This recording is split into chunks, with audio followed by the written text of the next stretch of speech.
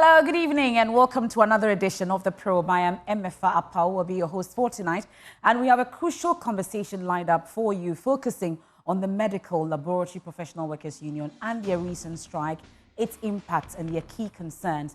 Well, you may have been turned away last week when you visited some government facilities to seek laboratory services. Well, later on the show, we'll get to activate the phone lines to hear all about your ordeal or that of your family and friends and loved ones during the industrial action. While it may have been put on hold following the NLC directive for negotiations to resume. Tonight, our topic: on hold but not over, Melpwu's fight for fairness and the strike.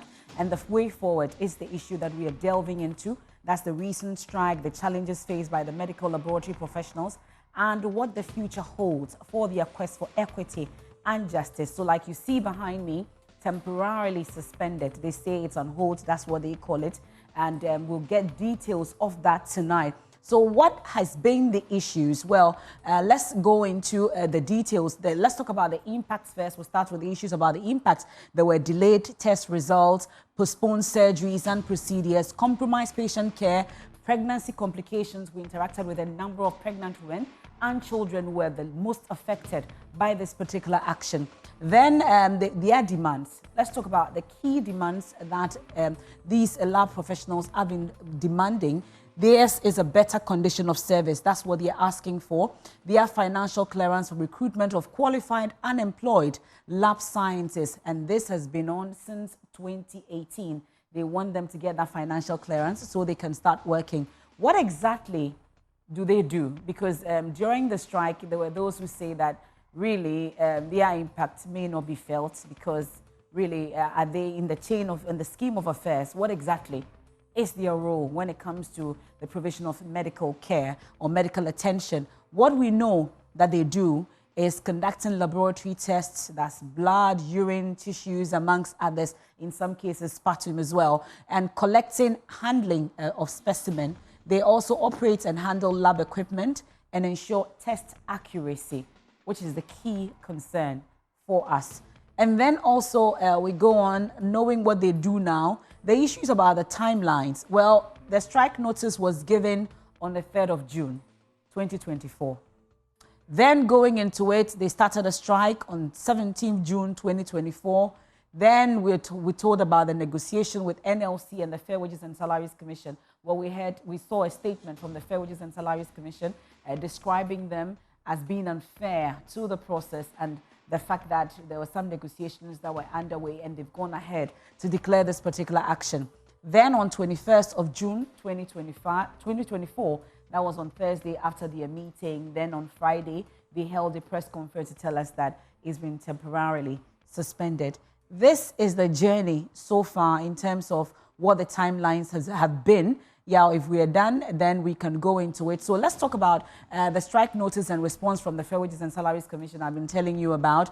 Their position to go on strike, they say, is inaccurate, and that consensus was reached on 29 out of the 39 items submitted by the Laboratory Professional Workers Union. And the notice of strike is therefore untenable, unnecessary, unfair, and unjustifiable. So this was the statement from the Fair Wages and Salaries Commission. And during the strike, we saw a statement from Melpwu also about the fact that they are being replaced by unqualified persons, amongst others, and there have been issues about intimidation. We get to unpack all the issues tonight right here on the show. My guest for tonight is a very passionate advocate for workers' rights and someone who's been at the forefront of significant movement with the medical community. Dr. Sifasa Kofi Akoto is the General Secretary of the Medical Laboratory Professional Workers Union, Melpwu. We're grateful for your time here on the probe. Thank you. We're ready for action. Very I don't see any chobwe around the corner, do we? There's no chobwe. Well, you want to stay for this discussion. You don't want to miss it. And I've told you that along the line, we'll get to activate the phone lines for you to also join us in this discussion for tonight. I really want to hear your views on this, what you think the way forward should be, and exactly what the impact has been for you whilst they were on strike. We're live on the Joy News channel. We're on Joy 99.7 FM and affiliates across the country. Also on myjoyonline.com. You want to stay with me? We are right back. When we return after this brief turnaround or brief break, we'll come back with some of my colleagues who were on the ground in terms of what they witnessed during the strike.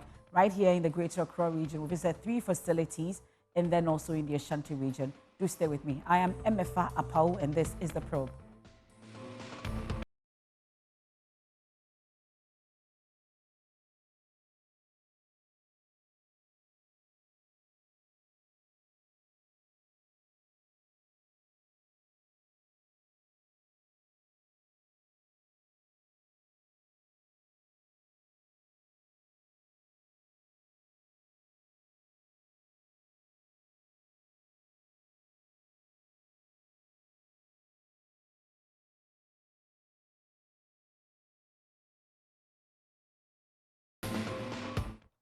The strike is so visible, even to the blind, as patients are unable to access laboratory services. The strike has had a particularly severe impact on Ghana's largest reference facility, the Kolebu Teaching Hospital, leaving many patients, including pregnant women, children with cancer, and those requiring urgent blood transfusions, stranded and without care. The maternity area of the hospital is crowded with expectant mothers anxiously awaiting assistance. I'm here to take a lab, but I hear that the lab technicians or the central lab is closed. They are on strike, so I'm not able to do the lab. Why do you need the lab? Who asked you to do the lab? It's the doctor who asked me to do the lab. So I'm supposed to see a doctor. So as I'm sitting here and I'm thinking about how I have to wake up early in the morning and reach here before 6 o'clock and how to take care of my children as well. But if in case the lab is in a good condition like today, I'm supposed to take the scan. So I'm appealing to the authority, those that are in charge, to help them solve their issue so that we can also be happy. Because in my condition, all the way from La Paz, New Market to this place, I'm pregnant and I'm tired. The walking, sitting in the car, the movement here and there, is very difficult to reach here. I'm here to see the doctor and she gave me some labs for me to bring them to her. Okay. But when I get to the laboratory, it has been closed. Okay, so what did you come to see the doctor about? It's about my health. They said my sugar level was too high, so they gave me a lab test to run. And you are also pregnant? Yes, please. I have to go to maybe the private lab to do that. But for them, I'm very, very tired, so I'm having some rest. The children's unit, usually bustling with activity, is now deserted as children with cancer and sickle cell disease are turned away. The central laboratory, which functions as a crucial reference center for the entire Greater Accra region and beyond, is also non-operational. All right, so this is the results collection section of the Central Laboratory Services. So on normal day, where patients come for their result, this is where they come. So they drop their receipt here for the client service secretary to attend to them. So they browse the web and print the results for them. So ordinary day you come and the whole place is choked with patients coming for their result that they've come to run previous days. So because of the strike, you can see nobody's here because the strike started on Monday. So ordinarily, the only result that will go out is maybe test that lingered on for like 4 days or 7 days. Because we've not been working from Monday, so you won't expect to see patients seated here for reports. The Public Health Reference Laboratory, responsible for investigating disease outbreaks of major national concern, has shut its doors, potentially delaying critical public health responses. The situation is equally dire at the Greater Accra Regional Hospital, where laboratories have closed, marked by red bands signaling the strike. Patients in need of lab investigations, including those with emergency cases, are being turned away. The Medical Laboratory Professional Workers Union is on strike over lack of conditions of service. The industrial action is taking a toll on health service delivery. Offices offering laboratory services at the Mensha Government Hospital in Kumasi have been closed with red banners and the inscription "Strike Notice." Patients and their relatives are visibly distressed as they are hardest hit by the strike. This 81-year-old lady, whose daughter is undergoing a post-delivery treatment, is stranded in accessing lab services.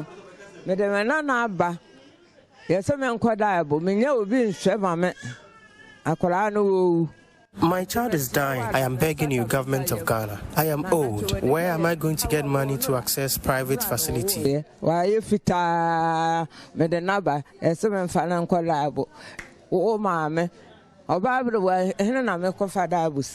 The situation is the same at the Konfanochi Teaching Hospital as OPD attendees are directed to private labs, but the patients complain of the high cost of accessing private lab services. The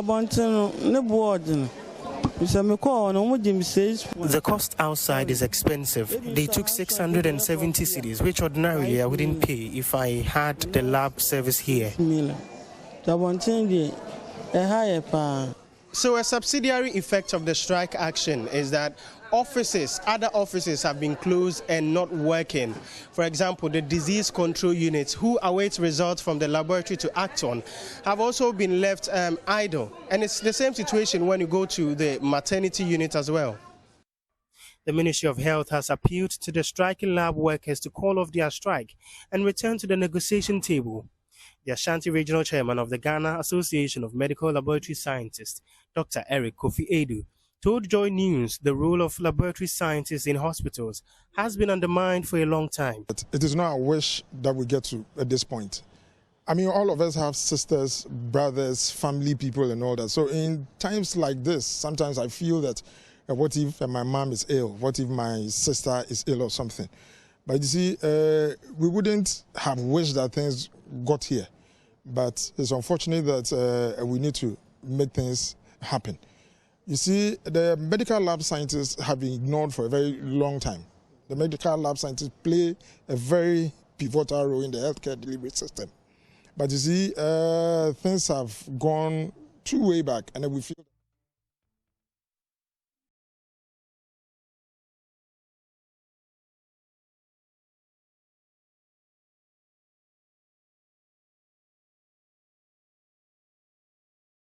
Here on the Joy News channel, also on Joy 99.7 FM. We are on myjoyonline.com, where you're focusing on the medical laboratory scientists, professional workers union. Really, they were on strike last week. They say it's on hold, but it's not over. Dr. Cephas Kofi Akoto, General Secretary, is my guest in the studios. So really, we've been giving you, painting a picture about the impact that your strike had last week until it was put on hold following the NLC's directive. We'll be getting into the issues, but listening and watching all that you saw from Accra and also in Kumasi. There are other reports from other regions. I bet you've been checking as well. How do you feel? It was a very sad situation for us. I must say the situation, what you saw is just a microcosm of what happened across the country. I can tell you, even patients that came to the country to access services at the National Cardiothoracic Center had to be stranded. They've been waiting, and the center had to write to the union for us to intervene. In fact, we never prayed to get to this point, but it's as if the duty bearers who are supposed to act were inactive. They were relaxed on the job. Probably they never saw the need to be proactive with the processes that we were going through. And the workers were very desperate and, let me say, frustrated. And that is what has led us into the industrial action that we have seen. My sincere apologies to the general public. In fact, we decided to put the strike on hold for their sake. Because if we have to look at... That was a little too late. How many days into it? It's about 4 or 5 days. No, actually 5 days. But we've seen other essential service workers embark on strike for over 3 weeks. But for us, we think that we have to add human face to it because our absence can cripple the whole healthcare system, because the laboratory is the foundation of healthcare. It looks like you're overestimating your importance in the value chain. Not that. We are not actually overestimating our importance. The role that we play starts from the beginning of life to the end of life, and even beyond the grave. Because in the grave, we have to tell whether you are the actual person lying down there or not through DNA testing and other investigations. So our role is, you cannot actually do without a laboratory. Because when you go to the hospital and you are consulting with the doctor or the physician will send you to the laboratory. In effect, the physician is also consulting the laboratory to know what is wrong with you. So without the laboratory, the physician can never tell what is wrong with you. I'm glad you say without the laboratory, not necessarily as members or individuals, as the lab technician itself. It looks like without the lab technicians or the trained ones like you talk about, we've seen the interventions that were put in place during this particular action and the fact that some hospital administrators were able to bring in other personnel to be able to handle his equipment. Some have said, it looks like without you, we can still function. You are indispensable. No, that is the misconception. The laboratory practice is a regulated profession. Before you can practice as a professional, you need to hold license. You need to undergo a certain duration of training, write licensure exam, and be certified before you practice. We have gone beyond those days that you can pick anybody from the street to go and they say, mix this color and that color, and you see this. Because the profession has specialized now. We undergo 6 years of training. We have specialists. We have people with various levels of knowledge. So what they did was actually something we will delve into in this conversation. Yes, because we felt that it is wrong for the employer, who is supposed to be a gatekeeper, to be condoning.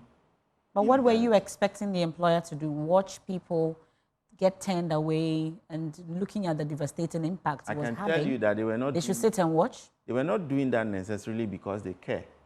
Because if they care, you won't go and bring an unprofessional, someone who does not even know the job. If I tell you the background of the people that they brought in there, they thought that just by taking your blood sample and they send it to somewhere, results will come. I can tell you, they can even mix your sample with that of another person. Oh, how? Oh, it happens. There's labeling. They just label and then... You see, you see it's very simple. But it's never like that. Because I'm a professional and I know what goes into proper laboratory investigation. You see, the laboratory process goes through pre-testing, testing, and the post. The processes, the error can begin from the sample collection point. Even the clerical stage, your name can be misspelled and it will resemble another person's name. But professionals can still misspell names. We've seen professionals misspell our names. That happens. But as I said, you need to be trained and be licensed. We work under oath. So you can't just bring anybody in there. You see, just recently, we had a renowned gospel musician, Koda, who lamented about his health condition and the fact that he took medications that he was not supposed to take, even though he went to the hospital. And for 8 months, Koda was taking medications that contain sulfur, which he was supposed not to take. And he himself felt that, no, this medication I'm taking, let me go online to read on it. Until he took the step further, he wouldn't have known what was wrong with him. And maybe that is what led gradually to his grave. So I think that the issue of people bringing any kind of person is just to impress you, that they are attending to you. But the quality of the result that they are giving you cannot be guaranteed.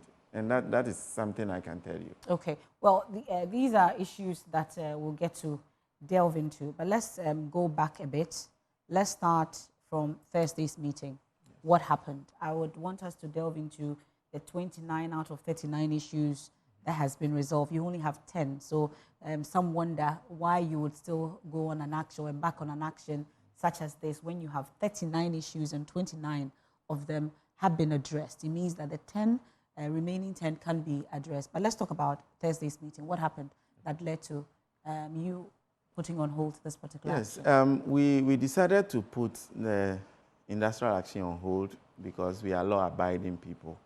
We respect the country. Where if you are law-abiding, you wouldn't have embarked on the action in the first place. In fact, strike action is a right. It's a right, which is enshrined in the Labour Act. But there are processes. Yes, we've gone through all the processes. That's why our strike is never illegal. Because we serve notices, we've engaged for a period, within a period of 2 years, we've been engaging, kept going and coming. But someone was not doing his work. Who is that someone? You see, the negotiation process, it goes through several stages. and the one mandated to negotiate is the Fair Wages and Salaries Commission. If you are mandated to act, I have never seen in the Fair Wages, seen any clause in the Fair Wages Act where they were supposed to go and take a certain mandate from Ministry of Finance before they negotiate. But that was what we were faced with. We've been to Labour That's the Commission. reality. That's the reality on the ground. Yes, but that is not enshrined in law. So before the Labour Commission, we were told that Fair Wages does not have a certain mandate. And so they were handicapped and they couldn't negotiate with us. And we found that to be disturbing because we submitted proposal for over 2 years. If anything at all, that proposal would have been discussed by management. Mandate would have been given to Fair Wages that go ahead and engage. You've started engaging us way back 2023. Until now, you don't have mandates to firm up on issues. What reasons did they give for their inability to secure that mandate? I cannot tell for them. Simply, they couldn't get a mandate from finance. And we are not interested in, because we know the authority that is supposed to engage is Fair Wages. And so we cannot go and ask Fair Wages why were they not able to get their mandates from the Ministry of Finance. And in fact, from all indications, you could see clearly that there was some kind of unseriousness in the process. They were taking the whole thing for granted. Meanwhile, lives were involved. People's daily bread were involved. So for us as a union, we were so disappointed that Fair Wages would come to table or would come to Labour Commission helpless. Helpless simply because someone at the Ministry of Finance who is supposed to grant them the mandate was not acting. So it was clear in the order given by the National Labour Commission that we should go back and engage. And they have instructed the Ministry of Finance to give all the necessary mandate that they are supposed to give to the Fair Wages and Salaries Commission. And an officer who has the authority to take decisions during negotiations should also be present in our negotiation meetings, because we have legitimate concerns that need to be addressed. I can tell you, we've been working in this country for so many years. Have you ever heard that we have embarked on strike for condition of service? Condition of service is a legitimate right for every worker. That's the most basic thing you should give to a worker, because through, let me say, a very satisfactory condition of service, the worker will be sound in his mind and he will do what is expected of him. But unfortunately, we've been working without condition. What's your condition as we speak, such that you're asking for better conditions of service? In fact, we have none. As of now, we do not have a condition of service. Whatever we have is just an extension of what others are enjoying that they feel can apply to us. So what are you looking for? For us, we feel that our work is very risky, first of all. Every disease you send to the hospital, you mentioned the samples that we work with: blood, urine, stool, sputum, even sperm, and all that. And when COVID came, everybody was running away, but we cannot run away. You have to go eye to eye with people's sample, the sample that actually contained the COVID. And in the process, people died. So, in fact, I can tell you a colleague of mine died from the Confederate Teaching Hospital. He was married freshly. The wife put to bed 2 months. And when the COVID came, he was part of the task force. In the process, he contracted the infection and he died. He was buried through the protocol. He was all over the screen. Everybody saw the burial processes.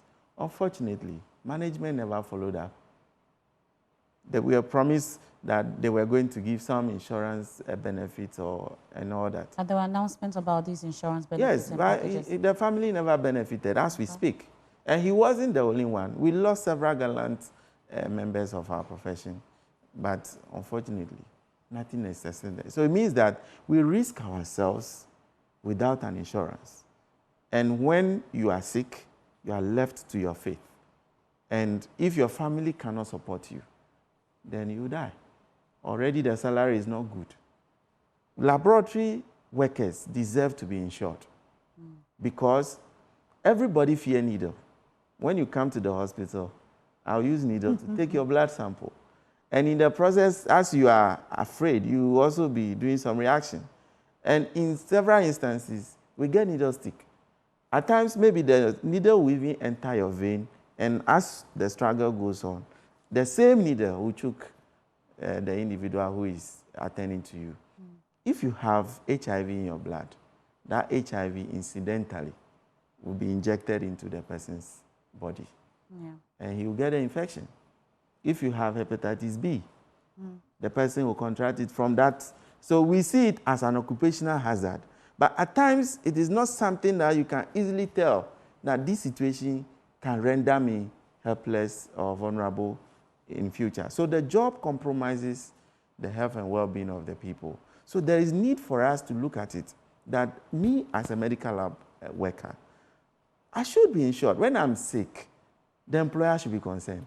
Okay. But there is nothing like that.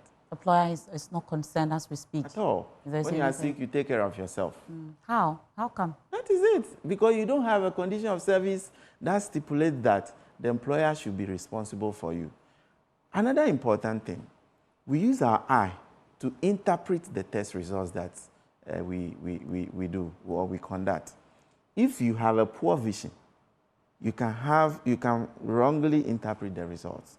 Some of the investigations that we do, the test outcome, you use colors to interpret. For instance, the GCSPD that affected CODA and all that. Yeah. We use colors to tell whether you are GCSPD deficient or not. Yes. And if you are colorblind, your result can be wrong. And you don't have any business being in that profession then? Of course, but how will you tell if my eye can work well? When there is no provision that I should be undergoing regular eye checkup. Aside that, we work with screen all the time. We work with microscope. You see the light here. Can you face this light? No. You cannot. But our job compels us to open our eyes widely into such a light. So you can see the minute, the very little organism you can see. There are special glasses and all that's supposed to be available for you. They don't protect your eye. Okay. The light rays enter your eye directly. And you do this over and over and over again. By the time you're about 4 or 5 years into the profession, you have to go for lens. For you to maintain the lens comes with money. If the lens is broken or even anything about the lens, you have to use your own money to acquire. These are things we feel that if my job compels me to face this challenge, then my employer should support me. Aside that, we have to be concerned for public health and safety.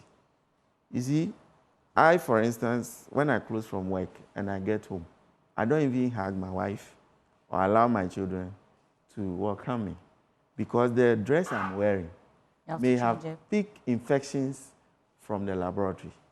So when I get home, the first thing I do is to remove them and soak it for it to be washed. The regular washing of this dress has several implications on utility. I use water to wash. I buy soap. After washing, I iron. So the lifespan of my dress. You are asking for much more than we can give, because if every worker now starts asking that, because we all wash our clothes. Yes. So if you start asking that, these are things that are already existing in the industry. Okay. Other colleagues are giving. Why not me? Which colleagues of yours are being I wouldn't given? want to mention them because it's as if you are jealous or something. Are doctors giving? Are nurses giving? Are the others giving? The specific, because I'm not here to compare myself with anybody. Okay. I'm here to speak for myself. Whatever exists in the industry that you give to others and I qualify for, you can't deny me. If you do not have the means to do it now, engage me. Because that is negotiation. If we are negotiating and you cannot provide something, at least we can give some timelines. That, okay, this I know you deserve, but from this time to this time I cannot provide. Maybe from this time, or let's defer to the next negotiation. That would be reasonable. But for you to avoid me completely, when you know that the system, though it's heterogeneous, everybody has their role, but we depend on each other. Without the laboratory, someone cannot do his work. And without someone, the laboratory too cannot do its work. We depend on each other. By a situation where you give preferential treatment, then there's no equity. You get the sense that your members are being undermined. Of course. We are seriously undermined and discriminated against. I can tell you what colleagues go through. And it's very, very appalling that you have workers who serve you and you pick and choose and treat people differently. So it's as if I'm close to you, then I get. But you know, the interesting part is that the caliber or the class of workers who find themselves represented at management get all their issues properly addressed. Those that don't get into management don't get their issues addressed. Why? Because there's a difference between your mother in the kitchen and my mother in the kitchen. If your mother is in the kitchen and there's food to share, she will give you priority. But if my mother is not there and your mother has to share, she will give you first. If there is It's not always the case, though. In fact, that is what we see in the health sector. Okay. Because the realities are there. I can tell you, if you bring all the class of workers that are having conditions of service, you see that all of them are in management positions. And they enjoy very special allowances that the rest of us don't. Like you say, you can't compare yourself to others, like you're saying that you're here for yourself. But also, the case is that the demand for some, and also, you know, it looks like there's a ranking everywhere. Everybody cannot be the same. That's why these fingers are not the same. The fingers are not the same. But you see, when you are talking about fairness, fairness is a function of comparison. If I don't compare what you get and what I get, I will never know if the employer is fair to me or not. So until I compare and see that you are getting something I'm not getting, I will not know that I'm being cheated. The same way, if I compare and I see that I'm getting something and you are not getting, I will know that, oh no, something is wrong. Or probably, you look at the work that people do, and that will inform what. And some work much more than you do. I can tell you the hospital, in the hospital, we generate the highest revenue. You do? When you go to the hospital, at which points do you pay? The pharmacy, the lab. We generate the highest. And the consultation as well. Yes. We generate, but the consultation, yes, I wouldn't want to go into it, okay? But in the laboratory, we know how much we make and what goes into running the laboratory. The environment where we even work is nothing good to write home about. Yet, that is the point where the revenue is generated. Why don't you invest in that area so that the place can be very comfortable and conducive for the workers? Because we are human beings sitting in there. Okay, all of us who went to school, science laboratories, they say don't eat. You don't eat in a science laboratory. Yeah. We don't have kitchenette. So that during your break time or the time you have something in your bag to eat, you can go in there to eat. Yeah. We don't have a changing room that as you have come, maybe I'm well dressed in my Christmas dress. I don't want to take that into the laboratory. I can have a working gear somewhere. And you have lab coats and all. Yes, the lab coat is a protective clothing. You wear it on top of something. Okay. But I cannot wear lab coat on this my dress and I'll feel protected. Because even the lab coat itself, other things can penetrate. Okay? It's not safe. When there's a splash of urine, it will soak in the lab coat and it will by all means get into contact with the dress I'm wearing. So there is supposed to be a special kind of dress, like scrap. When you get to the hospital, there should be a changing room for you to change into that dress and wear your lab coat on top before you enter the work area. Unfortunately, we don't have changing room. Most hospitals, except maybe when you take the Ridge Hospital, which is modern. But in most of the facilities we have across the country, the laboratory infrastructure or structure generally is an afterthought. They design the whole place, the whole structure, without considering the elements that go there. Because whilst they are designing, other units are invited to see what is there because they are in management. The laboratory is not represented at management. I'm wondering, now that you're saying about the design and all, we are talking at least, as we speak, government is building the Agenda 1111. Yes. Are you saying that there's no input, at least, from what you've seen so far in the plan and the designs that you've seen? Yes. They are not factoring in that?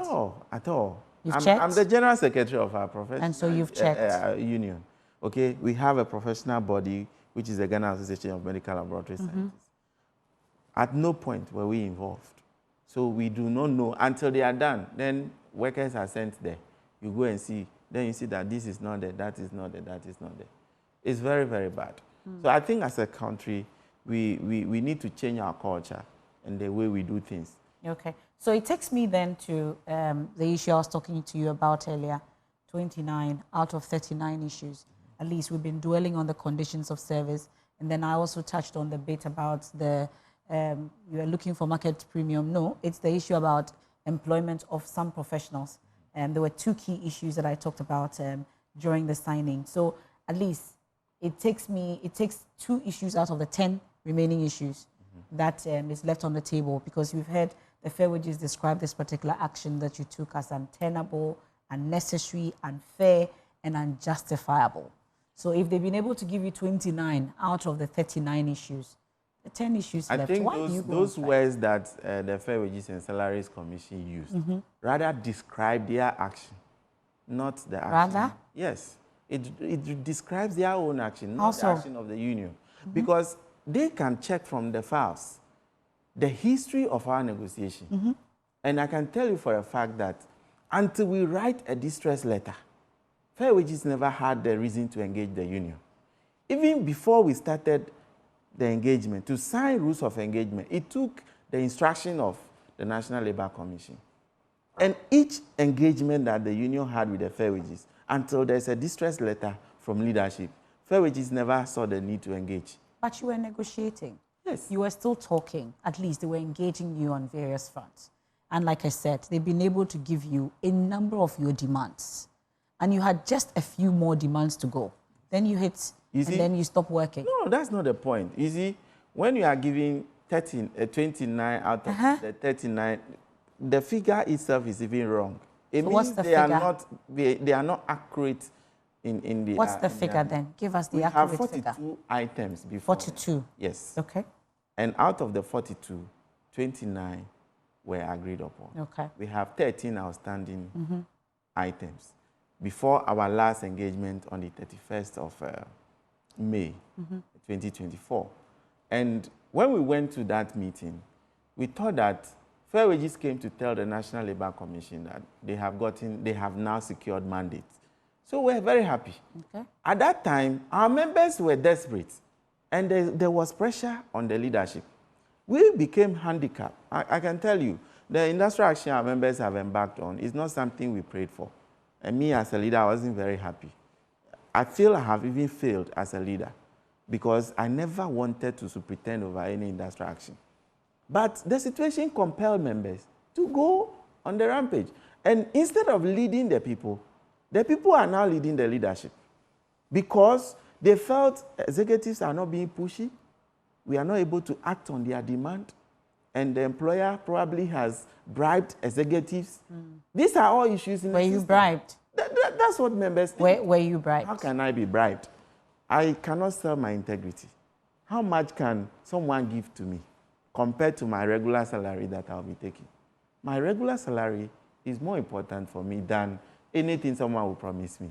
And in fact, on no account has anybody even approached leadership with that kind of mindset because they saw the way we were working. And if they have that mindset, they cannot even come near with that proposal. But it appeared to membership that way because what they were expecting kept delaying. And every time it's postponement. In fact, the membership gave 20th May to embark on strike. So on May Day, that was the statement. If you go online, you will see. Yeah. But we kept impressing upon them not to. Way back 2022, we kept engaging them, pleading with them. They should allow us to work. We are begging. Don't do this, don't do that. And it kept on until 30th May, when we went to meet the Labour Commission. You see, something triggered the National Labour Commission to invite the union about 7 weeks ago. What was that trigger? The indication that there's going to be a protest. Okay. Members were giving their own publications from their regions. And National Labour Commission saw that, no, if we leave this situation, things may go out of hand. Quickly, they wrote to the union for us to confirm.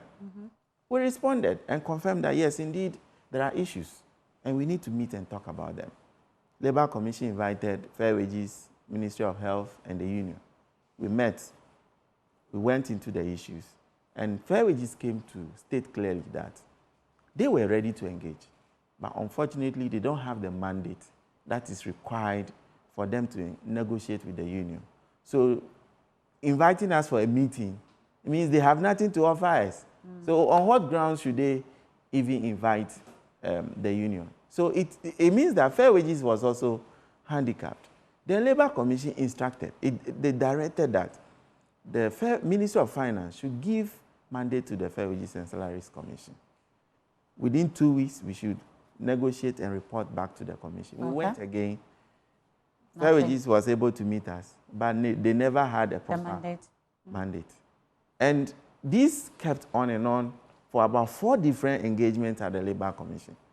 How long have you been at this, when give and take? You mentioned that from 2023. How long really have we been? The whole process started from 2022. Okay, 2022. The whole, negotiation goes through stages. Yes. There are pre-meetings and signing of rules of engagement and all that. So it started from 2022, and then we had the first major negotiation meeting in 2023. Okay. So the 13 issues, because most of the time when we engage, we don't get to hear the key issues that you're actually looking for, apart from the conditions of service and the financial clearance that you are seeking for recruitment of qualified unemployed lab scientists. Apart from this, really, what are the other key issues? Off the top of your head, are you able to take us through the other issues? If you look at the recent directive or order from the National Labour Commission, it was clearly stated that any item that is before the negotiation team should not be discussed in the open. So I am, let me say, compelled not to disclose, even though I can easily mention them. Aside that, we also have rules of engagement, and the rules prevent us from listing them. In fact, we found it very strange that the employer rather will go and throw certain items in the media.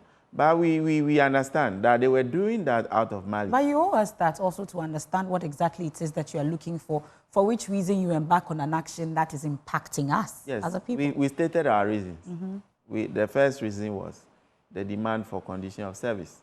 We said that there was undue delay in the negotiation process. Then the second issue was financial clearance for our members that are not mechanized. And so these are the two. But what you've been given, you haven't said.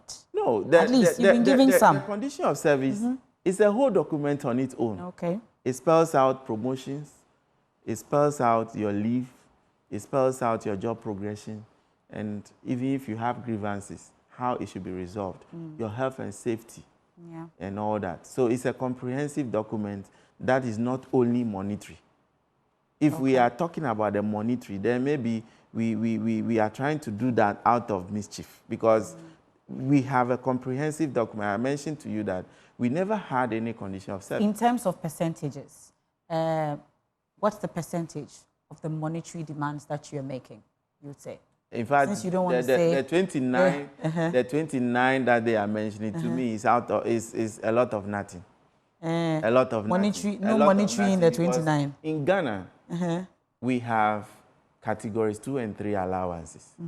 These categories 2 and 3 allowances are not things we should negotiate again, because they were negotiated by organized labor at the Public Services Joint Negotiation Committee level. So these things are binding.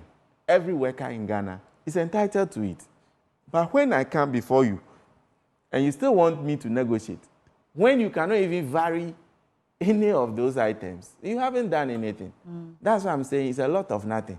Because categories... But you are getting something. No, these are things I already deserve. Okay. So I don't need to negotiate that with you. Just like the union concluding a negotiation right now. No individual member can go and renegotiate those items at the facility level. It's binding, and you, the employer, must implement it. So if organized labor has come together to negotiate on categories 2 and 3 allowances, and every worker is compelled to stay within the remit of that, I don't have the right to negotiate, but I come before you and you will still insist that we should negotiate those items. So say first, 1 out of 10, monetary. Yes. What's the figure? Like asking from 1 to 10, between 1 to 10? As I said, the outstanding issues are the real items we are ready to negotiate. And are they all monetary? None of them has been attended to. Are they all monetary? Yes, they are all monetary. Okay, so out of the 13, all are monetary issues? All are monetary issues. Are you aware that times are hard? Well, are you aware about the times that we are in? All are monetary. I may be wrong. I may be wrong. For instance, I wouldn't want to go into specifics, but let me just speak one. Vehicle tax waiver. Okay. Okay. All health workers were enjoying vehicle importation tax waiver before later the employer banned it. Yes. So if the ban is lifted, it is only fair that you extend it to all those who are enjoying it. If you limit it to only a class, then you are introducing what? Discrimination. And Fair Wages and Salaries Commission is supposed to ensure equity. And the health sector, you know, is not run by only one group. So if you pick that item and give it to one group and leave the rest, you will see that the rest will come after you. Okay. So we presented 39 items initially. Yes. And later submitted addendum. And they made it 42. Made it 42. Okay. And that is what they are avoiding. And they keep mentioning the 39. The 39. Because they, in their opinion, they don't want to honor it. And so they are just trying to shy away from it. Okay. But we know that we have 42 items before them. But then it's a negotiation. The 13 remaining issues that we have, we as a union, we are also part of this country. Anything that goes well in our interest. If things go bad, we are also in it. And so we have not taken an entrenched position. We are willing to support the employer. But come and let us negotiate. When you are coming, you can't come empty-handed and say, drop everything. They can only come with what they have. At least, yes. So what you have, at least bring it. Don't come empty. Because there are things existing already that colleagues are enjoying. So bring those ones at least. And tell me that, oh, I've heard your plight. The things you have listed, I can't honor all. At least what is existing, I'll give it to you. But Mr. Akoto, let me remind you, I asked you earlier, but it appears that you may have not heard me on that. But I'm asking you, or reminding you about the times that we are in, and the fact that times are hard. Things are not the same. Yes. We are in hard times, and you're asking for certain things. What I'm asking for is not new. We know we are in hard times. If the times are truly hard, then what you cannot do, don't introduce it. But so far as you do it for my brother and you deny me, it will be difficult for me to understand. If the time is hard, then all of us will experience the difficulties. But I can't sacrifice my satisfaction to please others. I hope if But some people can sacrifice. No, then that is where I'll revolt. That is where I will seriously revolt. You see, we indicated that the industrial action our members have gone on is on hold. We have prevailed upon them to put it on hold and allow us to negotiate. Because you cannot be, let me say, be protesting or agitating and give us peace of mind as leaders to be negotiating for you. So either you put it on hold or you go and lead the negotiation and we leave the job for you. It was a very difficult thing for us to manage. Because even though National Labour Commission has given a directive, the situation was very volatile. So for us to say that the industrial action is on hold, pending certain actions we are expecting from the employer, should tell you, because we serve you 14 days notice from 3rd to 17th. You never saw a reason to acknowledge. Is that one also caused by hard times? Will you say economic challenges made you not to respond to a letter? Of course, no. You never responded to that. We are back on the strike. For 3 days to 4 days and 5 days, you've still not seen the need to engage leadership to negotiate. If not for the intervention of the National Labour Commission, then what would have happened? How long will the strike? How long will it be on hold for? It is on hold. As I said, it's on hold. And in the negotiation. As a sign of good faith and the confidence that we have in the National Labour Commission, knowing very well that National Labour Commission It's the authority that has the mandate to bring issues under control. So if we are distressed and we have brought our issues before the commission, and the commission gives an order, we must comply. Yeah. We expect the employer to also comply. But the situation is still volatile. Volatile because members at the grassroots are not happy with the decision of leadership. And like I mentioned to you earlier that it got to a point we felt that we are being led by members instead of we leading them, or because the employer has held our hand. And you have lost control of the situation. We have not completely lost. Well, let me announce the phone lines and let's try and bring in some of our viewers and listeners at this point, especially on the impact that this particular action had on you during last week's action. Is on hold now. We'll get to know when exactly it will be off the table indefinitely. But the phone lines are on is 030-221-1691 or 92 is 030-221-1691 or 92. And I'm sure that some of your members will also share their plight with us. Really, if you are in any part of this country as a lab scientist, what exactly is your condition, where you work, in which facility you work in? You can join us with your thoughts, your comments, as well as our engage Cephas Akoto, Dr. Cephas Kofi Akoto, General Secretary of the Medical Laboratory Professional Workers Union. And so when would negotiations begin, since you've been able to, abide by that directive by the National Labour Commission to put this particular action on hold? Okay, so National Labour Commission directed that by Wednesday, come Wednesday, the 26th of June, we should negotiate and get back to them on Thursday. Okay. So for us, let me hold you on there so that we can wrap it up on that. Matthew joins us on the line. Hello, Matthew. Where are you calling me from? I'm calling from Central Region. Good. What's your situation? Are you a lab scientist? I'm a proud lab scientist. Okay, great. Tell me about your condition. Okay. My great greetings to my senior colleague over there. The condition, as you see, in fact, is worse. The way we are suffering, seeing death almost every day, and deserve nothing. It's quite oblivious and should not happen. So we are praying that leaders will also help us to come back to the negotiation table and also listen to us, because if not, also we the members at the ground, we will bring the strike if they don't work on it. Thank you very much. Okay, thank you very much, Matthew, calling us from the Central Region. He's a lab scientist, proudly so, he says. We have another caller on the line.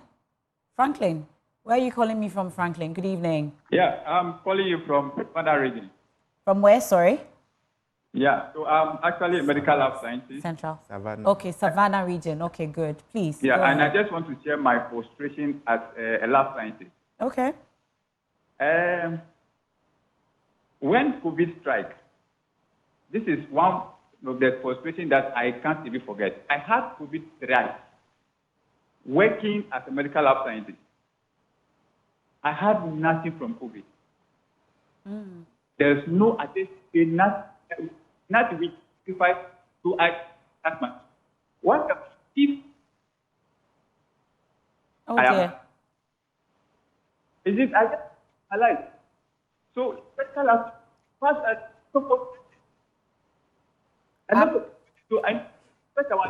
Lawrence, I think I have a bad connection to your line, unfortunately.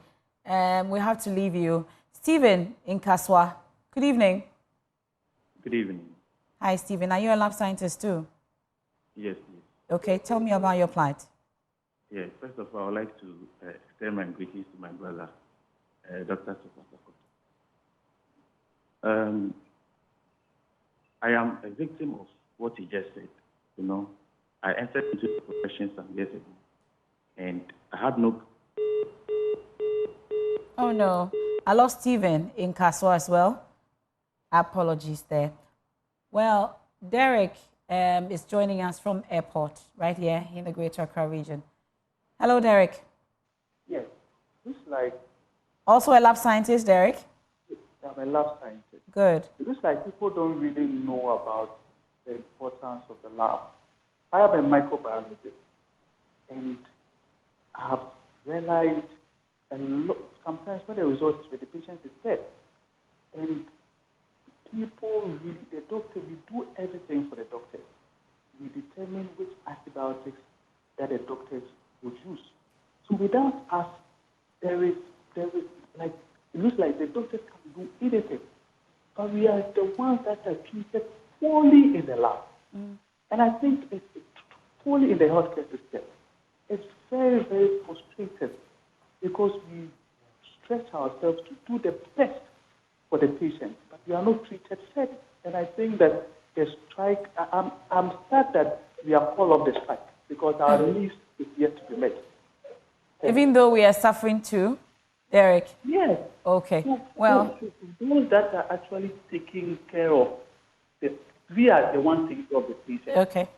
But we are not being taken care of. Thank you, Derek, from Airport. Let me take a final call. Taking you to the Upper East. Is it Upper East region? Upper East. Nathan. Hello, Nathan. Hello. Good evening. Good evening, Nathan. Are you also a lab scientist? I'm a medical laboratory technologist. Okay, great. What's your situation? My situation is very dire because I'm in a rural setting. The fact is that a lot of us are also posted to the rural areas, neglecting the fact that we go through a lot. Most of the roads are not good to our workplaces, and then we are not even provided proper PPEs to work with. Just like he was saying, our job is risky. And then if we are not taking good care of, it wouldn't give you the zeal to work. It wouldn't give you the appetite to be in those facilities. You would want to get a transfer to the urban areas. And that is the people in the rural areas need our services. Okay. The government needs to look into our concerns and then approve for us. Okay. Thank you so much. We are grateful. That's Nathan joining us from the Upper East region. It appears that I've taken a quick tour of the country, at least. I had a call from Central region. We've been to Savannah. We've been to Kaswa. We've also been to Airport, and then finishing off in the Upper East region. I wish we had enough time to pick a lot more calls to get the picture, but we're really out of time on this, and this is not the last we're engaging on this matter. So you're wrapping up on the issue about when exactly negotiations will begin, and then you can tell us satisfactorily that this strike is actually off perpetually. Yes, thank you very much for the opportunity. We are praying that tomorrow is Monday. Fair Wages and Salaries Commission is the only institution that can bring an end to this, because our members nearly lynched us when we got back to them that we want to call off the strike. Because first of all, it wasn't declared by us. And so they said we have no right, but we are their leaders. So if Fair Wages can give us something tangible by engaging us for us to bring a finality to the negotiations, I believe there will be no issue of strike. For now, it's just there because anything can happen. Yeah. You can hear the calls. People are not really happy. In fact, we are just trying our best to control the situation. Another difficult thing that we never talked about was the clearance. Yeah. The clearance issue became important for the union because you mentioned in the preliminary engagement that when we went on strike, they were able to bring in some people. Yes. Who are those people? You must be trained before you can conduct an investigation. We are talking about scientific process here. Yeah. If you don't know the name of a particular reagent and when you add it, what you see and all that, how can you perform the test? Most of these people are equally trained people, but they are jobless. They are home. Some have been engaged by the facilities and they are paid lower salaries than they deserve. Okay. They are not promoted when there is basic. We really have to go. Unfortunately, So we really have to go on this. We are pleading that the financial clearance for these are non-mechanized. Okay. We are grateful. We are grateful for your time. Dr. Cephas Kofi Akoto, General Secretary of the Medical Laboratory Professional Workers Union, Melpwu, my guest here on The Probe. Many thanks on behalf of the entire team. We are grateful for your time. There's more when you log on to myjournalline.com. I'm MF Apau. Have a good evening.